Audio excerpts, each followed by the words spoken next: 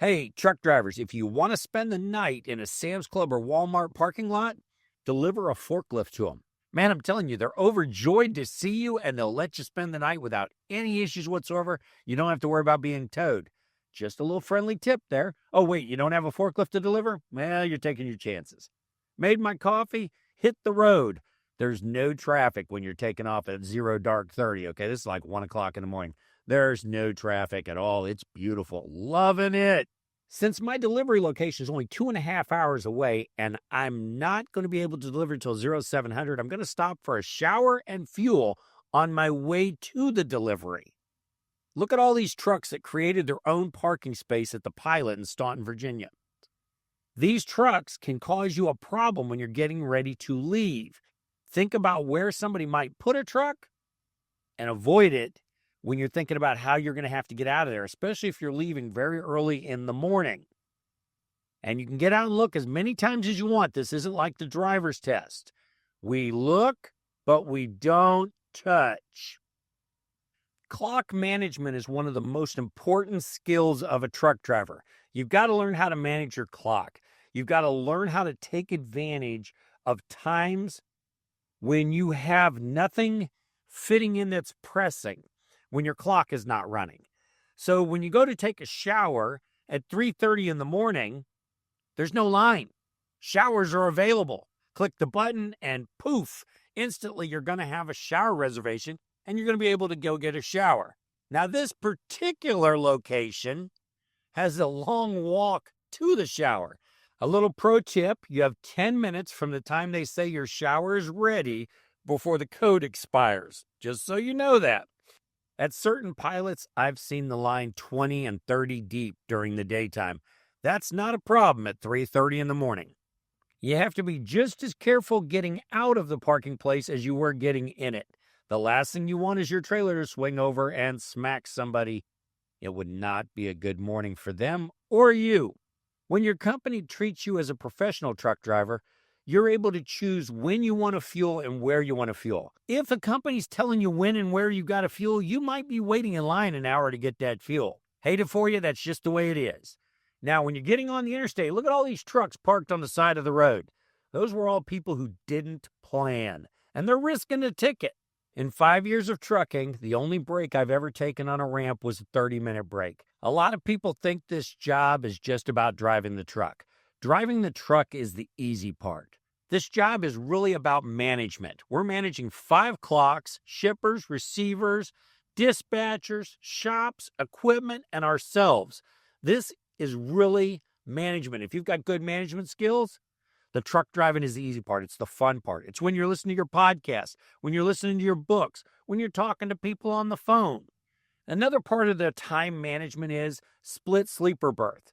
I took 8-hour break at Sam's Club rather than taking a full 10, and I'm going to take a 2-hour break here. I'm actually going to get over 3, but it doesn't matter. As long as one of the breaks is at least 2 hours, the other break is at least 7 hours, and the longer one has to be sleeper berth, the 2 breaks have to add up to 10 hours. That means you can have a 2.5 and a 7.5.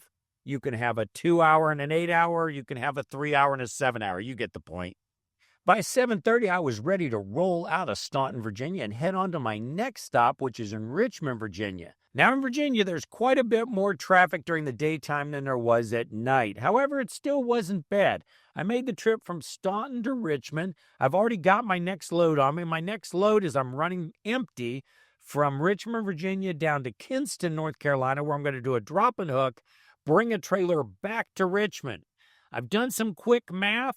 I should be able to make it down to Kinston, drop and hook that trailer, and head back up here to Richmond, overnight in their driveway so that I can be ready to be unloaded in the morning and have a full clock for the day. Now, here at Cheeseman, it's not like that refrigerated freight. I don't sit in a dock for 5, 6, 7 hours waiting to be unloaded. That just doesn't happen here. I'm going to get unloaded relatively quickly, and that's good because we have another clock we have to worry about called the 14-hour clock, our workday clock. When that clock starts ticking, it doesn't stop ticking unless you take one of those split breaks we talked about earlier. In my case, I rarely have to worry about the 14-hour clock. Usually it's the 11-hour clock that I'm worried about each day. However, Some things can eat away at your 14-hour clock that you can't control. Like when you go through a weigh station, you got to hope they don't call you in for an inspection. Not because you're worried about failing, but because you're worried about the amount of time. As you see, I got the bypass on this particular one. Through the magic of editing, we've already arrived in Kinston. We're going to go to Kinston, North Carolina, where we have a drop lot. And this is where I'm going to use some of that on-duty time because I'm going to have to do a post-trip inspection on the trailer that I'm currently pulling, and I'm going to have to do a pre-trip inspection on the trailer that I'm picking up. So the difference between your 14-hour clock and your 11-hour clock is 3 hours. So you have 3 hours every day that can be used for some kind of on-duty or even off-duty once that clock starts running. This is why it's important to manage your clocks. Don't let your clocks manage you. You've got to manage your clocks. That 3-hour difference that I talked about earlier, that's when you do things like your off-duty breaks, where you stop and use the facilities, where you stop and get a snack, where you stop and get lunch, where you do a delivery, where you do a pickup, where you do an inspection.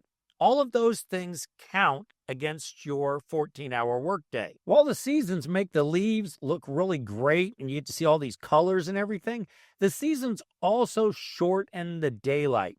So even though I started my daylight well before the sun came up, I'm going to be stopping at sunset. Look at that sunset, that fiery sunset in front of us. I'm going to be shutting down at 5 p.m.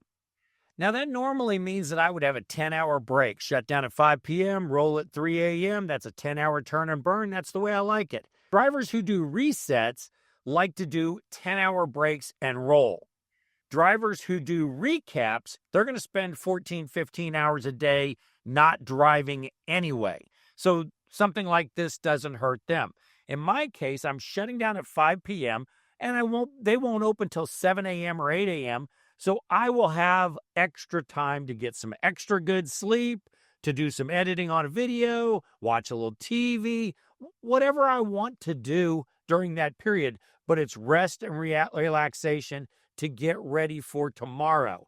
I hear drivers complain all the time that the ELD makes them drive when they're unsafe and this and that. The ELD doesn't make you do anything. The ELD is nothing but a recording device. It keeps us honest. Okay, it keeps us more honest. There are still people who cheat the ELD, but for the most part, it keeps us more honest. Professional commercial truck drivers, we are not forced to drive by an ELD, by a dispatcher. We make decisions. We are the one who decides if we're going to drive or decides if we're not. I hear people all the time who want to blame other people. They're not in the truck with you. They're not in control. You are. Until next time, make sure you're enjoying every day at work.